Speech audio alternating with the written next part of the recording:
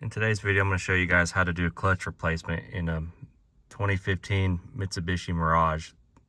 We're going to do it, the way most people are going to do one of these, DIY style in the driveway. I'm going to try to use the least amount of, specialty tools, just everything you have in your garage, stuff you can get at Home Depot, Harbor Freight, whatever.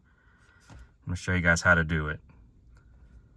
Not something I really work on all the time, so it'd be a learning curve for me too. I usually do trucks, buses, tractors, so we're all going to learn together. So I don't know how well you can see that, but when they said it needed a clutch, they weren't lying. It grabs very, very taut. And if you're hard on it, you can make it slip, and yeah, it's pretty bad. Okay, to start off with, you're gonna need a 32 millimeter socket, 1/2 inch drive, 6 or 12 point, really doesn't matter. That's 6 point. And I like to start on that first before I take the wheels off, before I put it in the air, so you can bust them loose a whole lot easier. If you're using an impact, it doesn't really matter, and I'm gonna use an impact. Most people are gonna use a 1/2 inch breaker bar, and if you do it on the ground, a whole lot easier.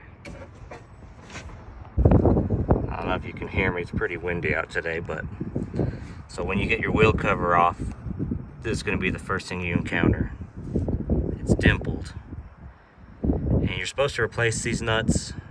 I'm not going to replace them because the dealership's 5 hours away, the closest ones, and they won't get here in time. So what I always do is I always torque them back down and dimple them again, and that'll keep it from backing off. But I always use a flat blade screwdriver, pry it in there. I'm doing this one-handed today, I'm trying to hold the camera, but I try to get an angle where you guys can see what I'm doing, and if not, I'll show you the before and after.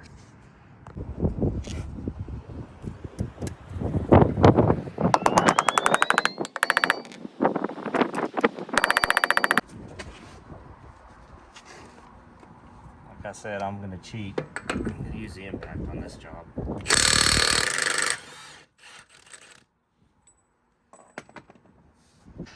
Alright, so that was a success.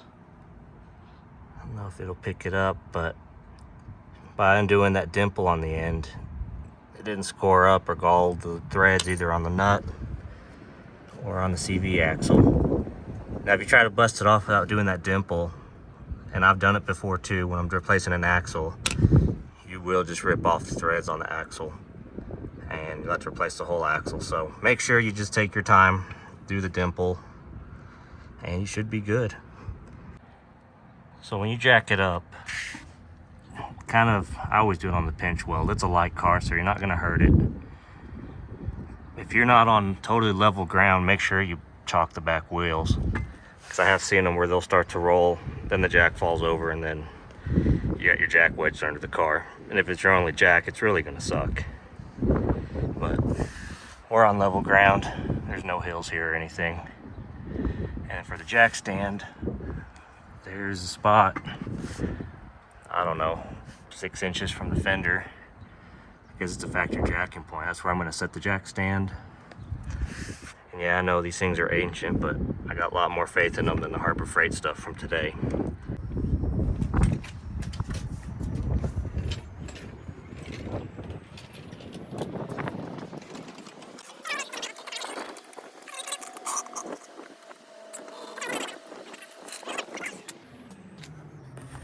Okay guys, so 21 millimeter is going to be what you use on the lug nuts. 12 point, 6 point, doesn't matter. Again, I'm going to cheat. I'll get the Milwaukee out and bust these tires off. Look at that, brand new tire. So what I always like to do, I like to put the tires underneath right there next to the jack stand as a safety. You never be too safe, especially if you're having a bad day or you got distracted and didn't put that on right. At least you won't get totally smushed. All right, So I got this side off. Got our safety underneath the car on this side as well. Our nuts and bolts all together. Go over here where it's a little bit better light. So one thing I like to do when I pull the wheels off something, especially the front wheels, is go through and check off everything. Make sure your tie rods are tight. Wheel bearing, brakes. Someone pad slapped this. They didn't resurface the rotor. It's got a pretty good ridge on it. Brake lines. You know, just anything that's got a pivot point or it will move. Just always check, see if it's tight, cracked. We're in Texas, we don't have issues with rust, but if you saw my last video with the Dodge, you know, if you live in the rust belt, looking over stuff for, you know, weakness or cracks or it's eating through, that's something you probably need to do too. But anyway, so the next thing we got to tackle is your lower ball joint. Get this nut off. See, everything else come apart real good. I might not need the pickle fork, but if we do, I have one. Probably leave this because I can just lift up this whole deal, move it to the side. The object is to be able to get enough slack where we can push this axle, get this part off the axle and then pull the axle out. Because that right there is your transmission, and this whole deal has got to come out. So stick around, stand by, and we'll see if we can get it all knocked out. Okay, so for this part, you're gonna need a 19 with a ratchet if you really want to make it go fast, but it's not necessary. A pickle fork and a hammer. And what we're gonna do while you have the extra wrenches, so this pretty tight sometimes. You see I'm turning the whole knuckle, but you put it on like that, give you a little extra leverage, be able to bust that off. A lot of people know this trick, some people don't, so figured it'd be pretty cool just to show you anyway. So after you get that nut busted loose, what you want to do is get it just to the very top of the threads. Don't take it all the way off yet.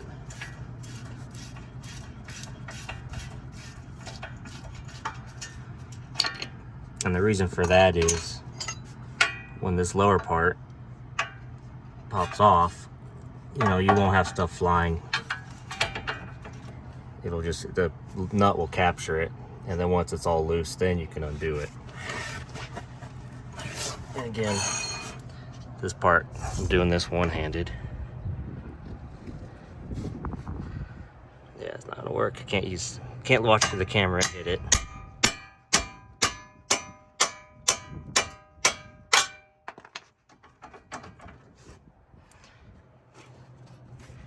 This one could be a tough one.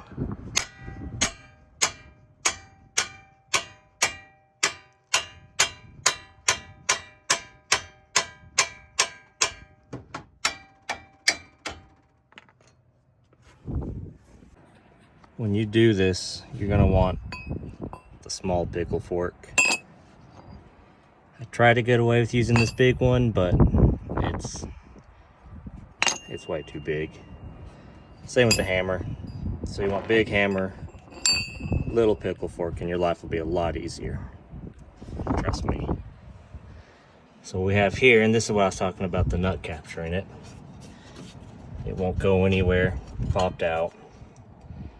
So take the nut off the rest of the way and grab the right wrench and then pull this whole knuckle out of the way.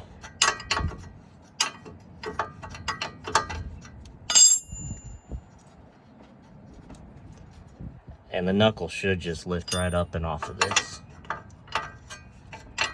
You may have to pull the arm down a little bit, but having the sway arm still attached, there's really not a whole lot of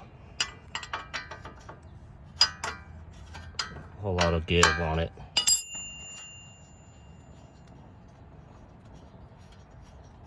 And I don't know if this is factory or not. I haven't seen this.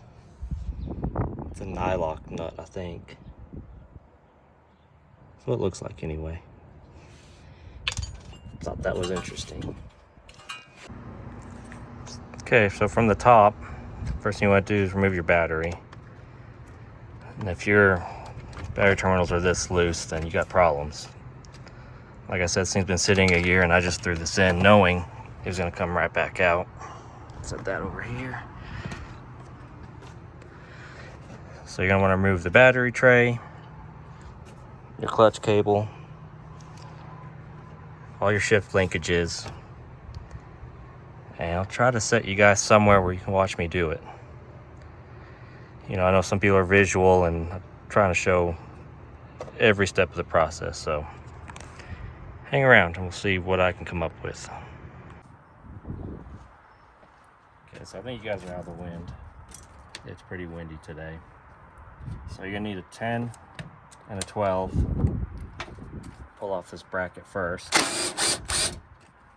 Yeah, I'm cheating. Using the impact again. 12 on the battery tray. You're gonna have one bolt way down in there.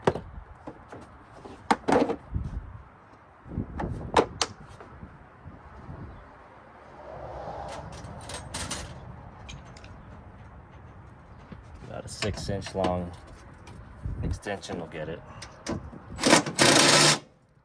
Maybe. There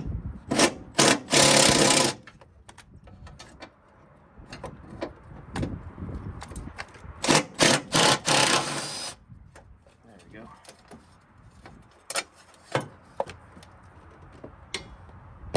A little bit rusty from battery acid over the years.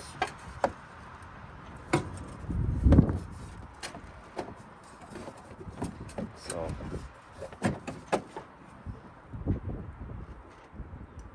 seems a little bit hacked the way I do it, but like I said, I'm trying to show you guys that do it in an apartment or hotel parking lot or whatever, bare minimum, that yeah, it can be done. You don't have to have all these fancy tools like some of these other videos make you believe. I'm sure I'll be flamed in the complaint department at the bottom, but it's okay. We gotta give them something to do too. So next, you want to pull this intake off. That's a 10 millimeter.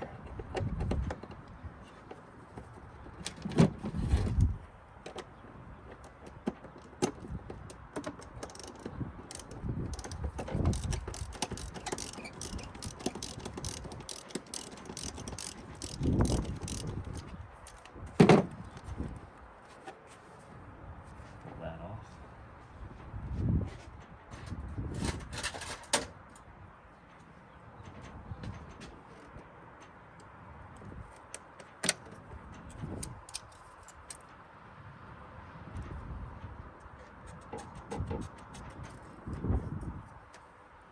Depending on how old your car is, some of these hoses may need to be replaced. These are still really pliable, so I think they're okay.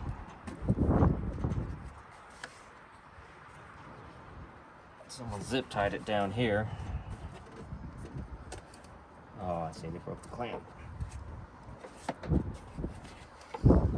Zip tie probably worked where this came from down south where they get rain and they don't have a whole lot of dust, but you'll destroy this engine in about a week if you run it like that down here. If I got a parts car in the back, I'll just steal another clamp. I don't know if you can see it, but it's pretty broke. So to start, let's see if I can get you in there. Everything's in the way on this poor car. So to start was the cables. I think you heard me say that they could stay, but upon further investigation, they got to move so you can get to the bell housing bolts. So what I did was these two were easy to get, but you have a third one. There we go. you have that third one that's at the back, right behind this. And the only way you're gonna get it's with a 12mm wrench. So what I did was I pried up on the bottom, and prying it up, I guess you can maybe see, that gave me just enough room to be able to get the wrench on that nut, or that bolt. And I was loosening it up, I went up, and you push this out of the way, and you get that out of the way. Your next hurdle will be, I don't know where it went, but right over here, right here, you'll have your O2 sensor plug. And getting that undone is kind of hard, but it'll come undone. There's no lock on it, so just keep pushing and tugging, and you'll eventually get it. And then what you got to do is, once you get that over and off, you'll have this harness over here, and it goes around this whole side of the transmission. It's your O2 sensor, speed sensor, backup switch. And I really need a head cam, but you'll see that wire will be attached to these little deals over here. There it is, right there. Well, not that one. Where is it? But anyway, you get the idea. It'll be around the side. They're either bolted to the transmission or clipped on. Bolted, it's 12mm. If it's clipped on, you just wiggle it loose. Squeeze it, wiggle it, and it'll come right off. On the ground, I cheated. I pulled it off at the firewall and I left it attached to the transmission. It'll all come off as one unit. So by this point, all that should be holding your transmission on should be these transmission mounts, your bell housing bolts, and possibly your starter. So next we're gonna support the engine and pull the starter. So next up are your CV axles. And these, I can't remember if they make a mess or not. I grabbed some pig mat just in case. Kitty litter or whatever you use should suffice. And you want to get in there, and you want a fairly long pry bar. And these are really in there.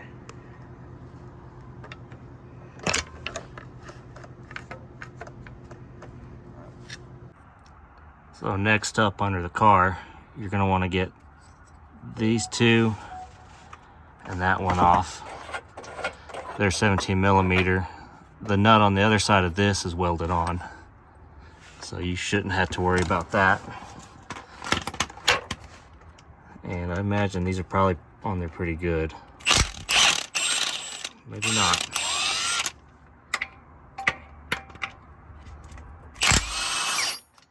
Surprising, usually something like that's really on there. But again, these are 17s. I'm just gonna go ahead and pull the whole bracket off. And remember, the big end goes inside, just a transmission mount. Another thing too, inspect it for cracks. This one's got down.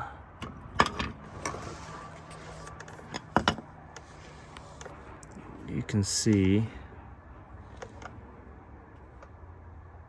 and I've got a pretty good tan from being outside. Got pretty burned yesterday, but anyway, you can see he's starting to get a crack in there. I don't know how much he's going to drive it. We'll probably just flap it together for now, being how easy it is to change. But if yours is torn or all this has gone out of it, you know, go ahead and replace it. You're already here. And the next step is your starter. And these, I believe, are 8mm. Let me look. Nope. We're back to the 10 and 12. So these are 10, and the one holding it on is 12.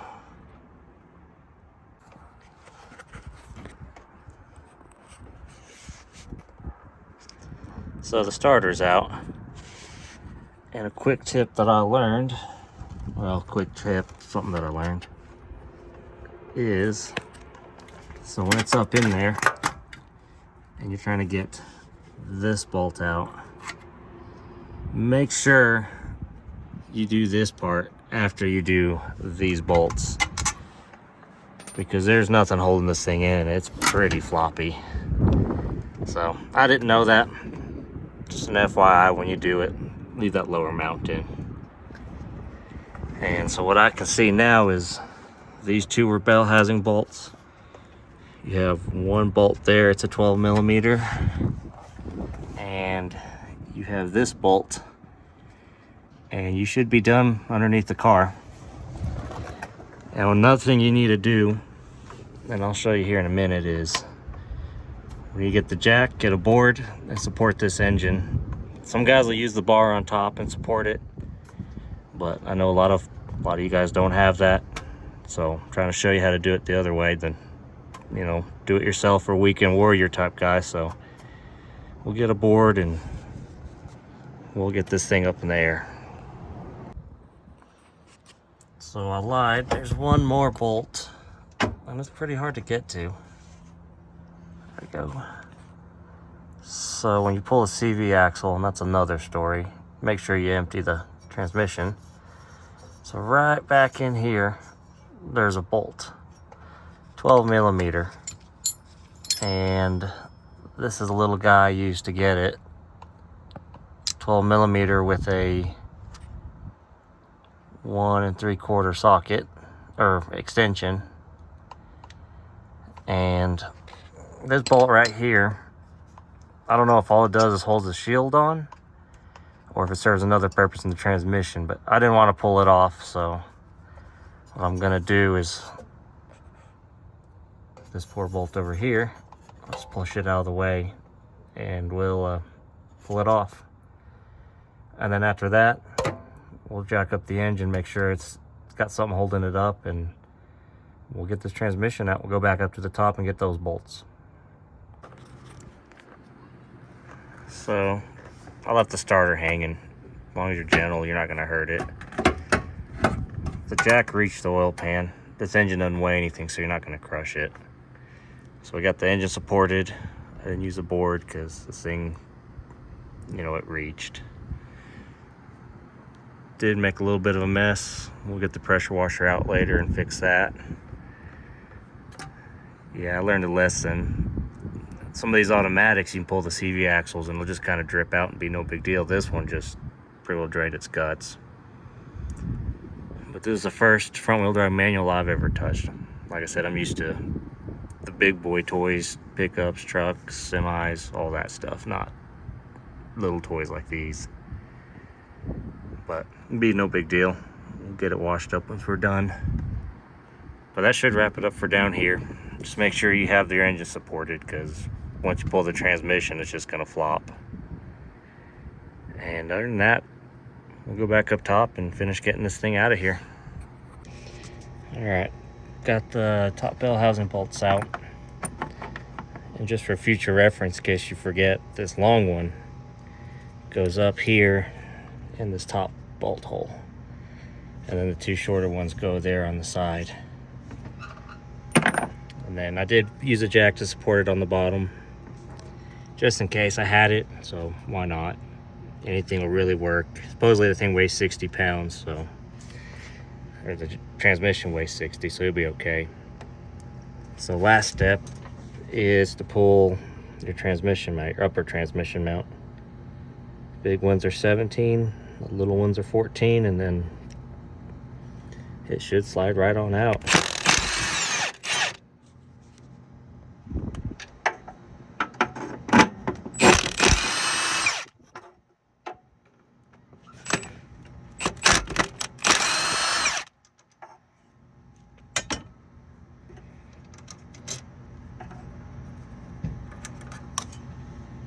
That one came out with the stud for some reason. At least we know where it goes. And so did this one. And the nut's loose.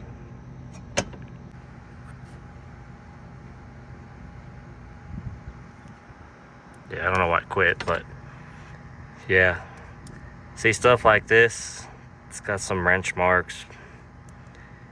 The stud itself wasn't loose and the nut's loose. Just stuff like that makes me wonder if someone came in here and botched this or something. It's no big deal. I see that a lot. usually why it's coming apart the second time, to be honest with you. Big issue is you'll see guys either don't know what they're doing, or they don't know what they're doing, saw it in the forum, and they got in way over their head, and they just screw stuff up. It's kind of sad. I mean, give them an A for effort, but sometimes you got to know your limitations and just not do it. Call a professional or call someone that knows what they're doing. And there's one bolt hidden way back in there. I'll go grab an extension or a wobble, and we'll have her out. All right, well, got it dropped out. I did have to take this bracket off the top of it. 14mm bolts. And that allowed it to slide all the way out. One thing you do need to watch out for is that clutch lever likes to hang up in the fan and the radiator. So I didn't get the radiator with it, but just something to watch out for. Just be careful. So now on the pressure plate bolts, you can see they're the Torx type head. And I got Torx type head, but if you don't have them, what works is this. It's a 12.8mm. It'll go right on and not slip, and it fits pretty tight. And that should get all your pressure plate bolts off.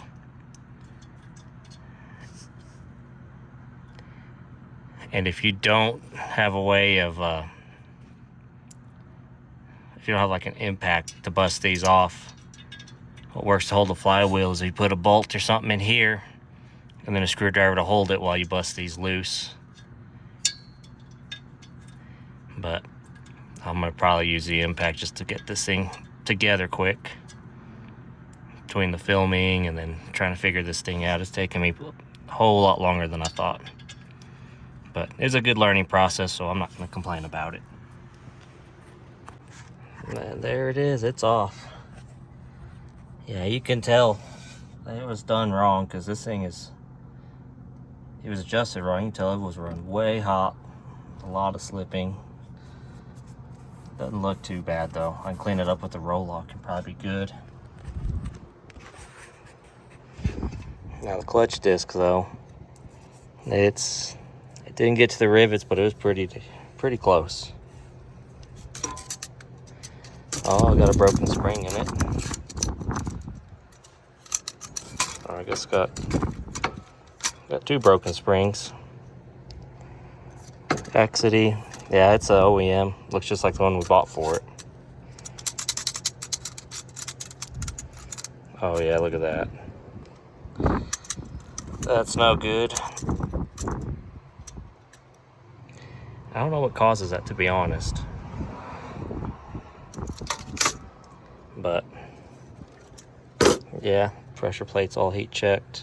Feels okay, but we got a new one anyway, so if I go back together, I probably won't film as much going back together, because I mean, just backwards, but if I see anything interesting or anything of interest, I'll throw it on here. But yeah, this is why clutch adjustment's important. I always try to leave a little bit of free play in that cable, so yeah, it might be a little bit harder to disengage, but if you know how to drive a stick and everything, you won't even notice it. But okay, if I find anything going back together, I'll let you guys know. Well, I got the flywheel done. You can see it's got, you can't grab your fingernail on any of that, but you're gonna go sideways for a second. But yeah, it's done. Is this the right way of doing it? Not at all. The right way would be taking it off, getting the machine, getting it ground, and putting it back on. But let's say this is a Saturday and you gotta be at work on Monday, that'll be sufficient. Here's a dude we used to do it. Again, not the right way, not the way I do a customer's car, but this is just some little thing my dad wants to just run around in. He doesn't care. I don't care. I figured to make a good video to show you that, you know, you can do this at home on the cheap and be a-okay. I guarantee you that this clutch will probably last as long as the last one, if not longer. Especially with the way we drive, because we're used to semi, so once we're rolling, we just float through the gears. No, it's not gonna kill nuns. It's not gonna kill your poor transmission. If you do it right, you'll be just fine. So, let me go over to where the pressure plated stuff is, and I'll show you how to prep all that. So I don't know if you can hear me. The lighting's kind of bad. But I got the pressure plate, got the clutch disc. That's an XD. This is an OEM clutch. One thing you don't want to do is you don't want to touch this. You don't want to get it greasy, because you'll always have issues if you do.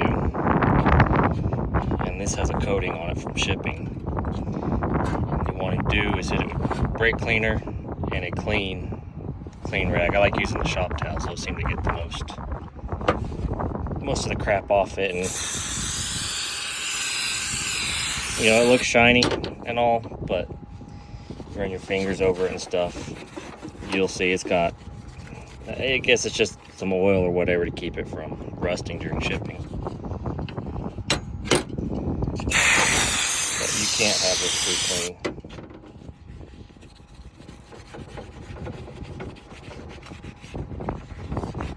And if you do hit it with brake cleaner, put it in right away, because I know places where it's high humidity, or you leave it outside and it gets rained on, it'll rust pretty damn quick. We live in the desert, or practically the desert, so I can leave this thing outside for like 5 years, and if it doesn't rain, it'll look just like this 5 years from now. But yeah, you want to make sure this is totally spotless.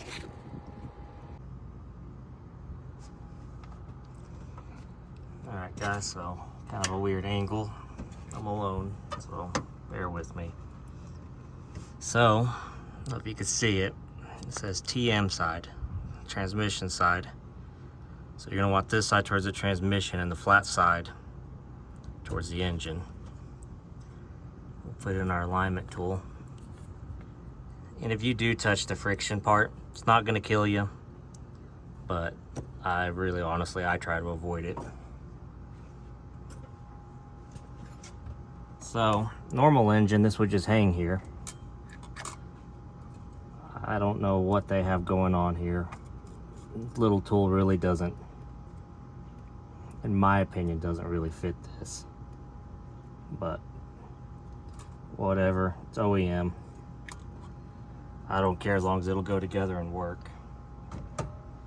You'd think being OEM it'd work better, but it doesn't.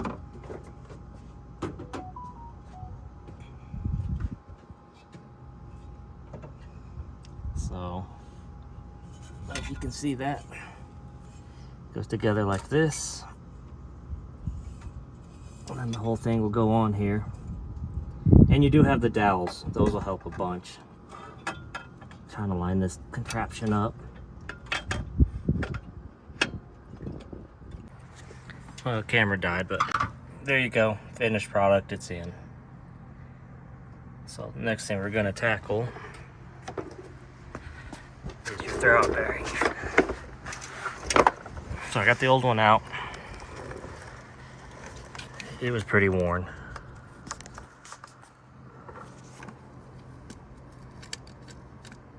You can hear it when it spins.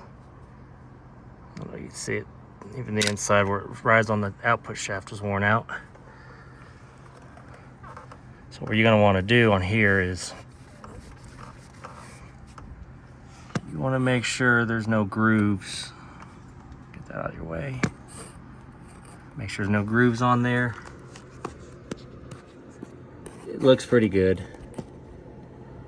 Like I said, it's stuck under the car. I can't get it, but from what I can tell, no ridge, no grooves, no nothing. In your clutch kit, you got a packet of grease. It says put on the spline. I never do, because I don't want it, you know, launched all over the clutch disc. I always put a little bit over on here on the surface where your throwout bearing rides. Just real even coat, real light coat, and then I call it good and I throw it back together.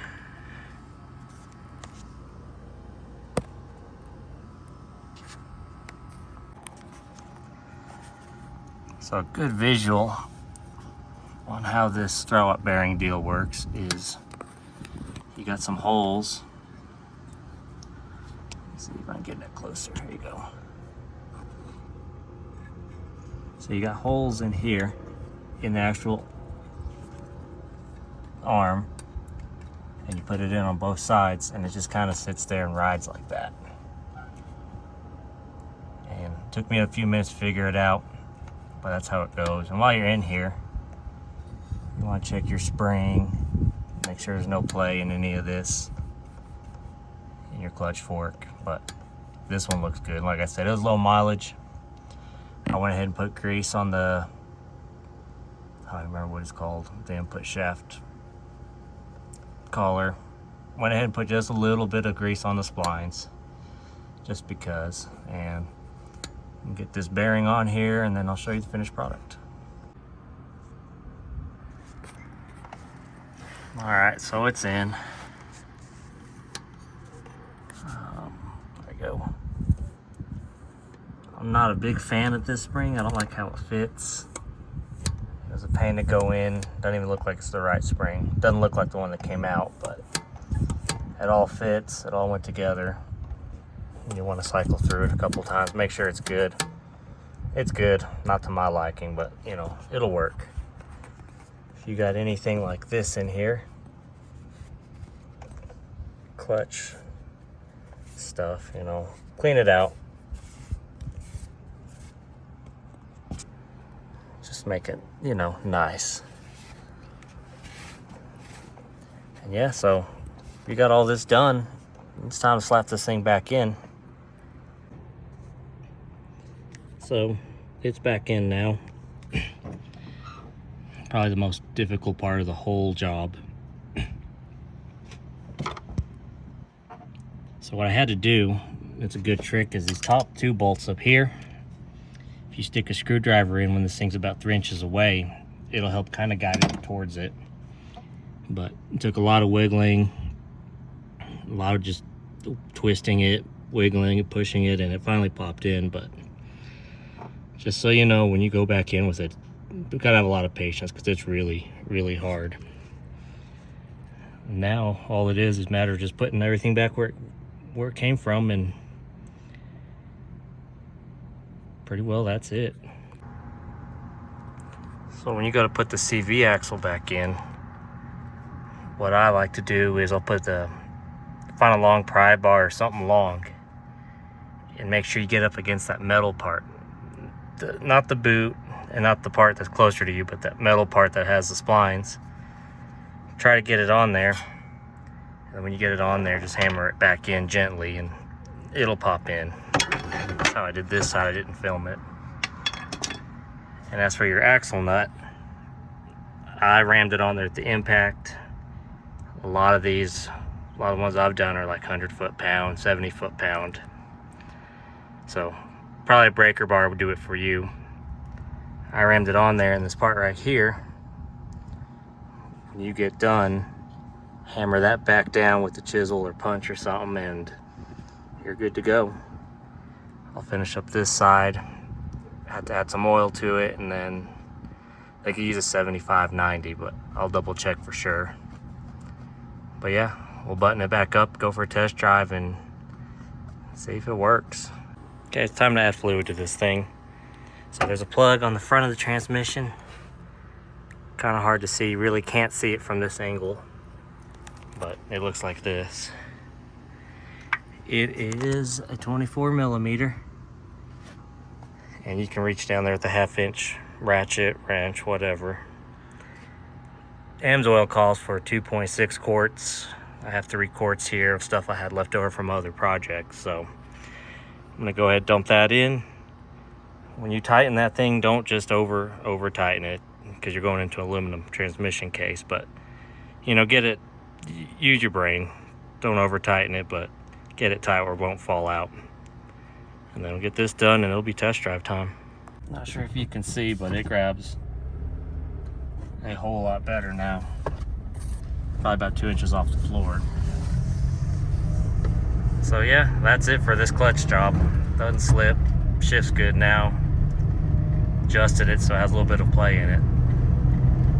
So my thoughts on this job are, this was my first time, probably a 6 out of 10, and I work on this stuff every day.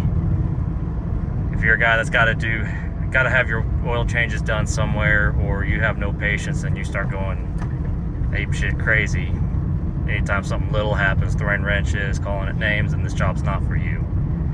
It's pretty tedious, pretty long, but a couple of guys with a good head on their shoulders could probably knock this thing out. I don't know, probably 6 to 8 hours. It took me 6, and that's just kind of not knowing what I was doing, kind of being cautious, remembering everything. So that's it for this video. If you liked it, stay tuned, because I got some more of this stuff.